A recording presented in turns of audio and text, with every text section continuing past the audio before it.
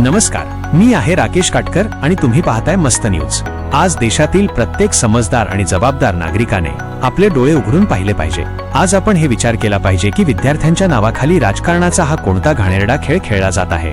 दिल्लीच्या जंतर मंतरवर जे राजकीय पक्ष विद्यार्थ्यांच्या नावाखाली मोठे मंच सजवून प्रदर्शन करत होते, आज तेच पक्ष आणि त्यांच्या आघाडी सरकारच्या राज्यामध्ये झारखंडमध्ये नीटचे विद्यार्थी रस्त्यावर उतरून आपल्या हक्काची लढाई लढत असताना त्यांना न्यायासाठी वणवण भटकण्याची वेळ आली आहे। तर आज कुठे झोपल्या आहेत त्या सगळ्या राजकीय पार्ट्या? आज कुठे गायब झाली त्यांची ती गर्जना आणि त्यांचा पाठिंबा? आज हे आंदोलन झारखंडमध्ये होत असल्याने जिथे यांची स्वतःची मिलीजुली सरकार आहे, त्यामुळे या नेत्यांच्या तोंडात दही जमले आहे। दुसऱ्या राज्यांमध्ये सरकार असते तेव्हा देशात तमाशा करायला आणि राजकारण चमकवायला हे लोक सर्वात पुढे येतात, पण स्वतःच्या राज्यात विद्यार्थ्यांचा हक्क हिरावून घेतला जात असताना सगळेजण मूग गिळून गप्प बसतात। पण सर्वात मोठा प्रश्न हा आहे की या सत्याग्रह आणि आंदोलनाच्या नावाखाली नक्की चालले काय आहे? विद्यार्थ्यांच्या अभ्यासाच्या आणि त्यांच्या भविष्याच्या लढाईचा अर्थ असा होतो का की तुम्ही मंचावर उभे राहून देशाच्या एकाकीतेला धक्का लावाल, कोणाच्या जातीवर आणि धर्मावर वार करून समाजात द्वेष पसरवाल? अरे, तुम्ही देशाचे भविष्य आहात। तुमच्या जिभेवर तुमच्या पुस्तकांच्या, तुमच्या करिअरच्या, तुमच्या देशाच्या संविधानाच्या आणि शिक्षण व्यवस्थेची गोष्ट असली पाहिजे।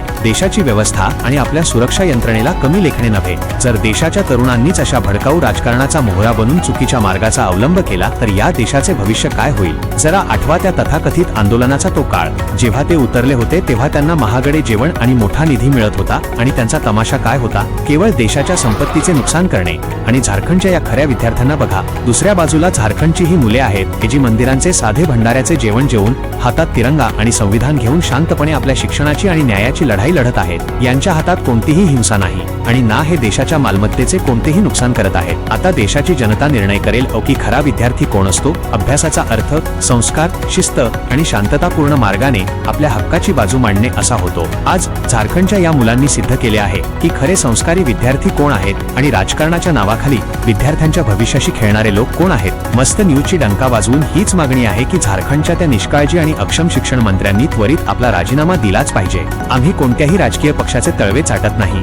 मस्त न्यूजची भूमिका अत्यंत स्पष्ट आहे, जो देश, संविधान आणि विद्यार्थ्यांसाठी पूर्ण प्रामाणिकपणे लढा देईल। मस्त न्यूज फक्त त्याच्या पाठीशी उभा राहील। सत्याचा पर्दाफाश करणे आणि निष्पक्ष पत्रकारिता करणे हाच आमचा एकमेव धर्म आहे। झारखंडच्या या निष्पाप विद्यार्थ्यांना न्याय मिळालाच पाहिजे। या धडाकेबाज आणि परखड सत्याला सोशल मीडियावर इतके शेअर करा की बहिरे आणि बेपरवाह नेत्यांपर्यंत हा आवाज पोहोचला पाहिजे। कॅमेरामनसह मी राकेश काटकर, मस्त न्यूज। जय हिंद।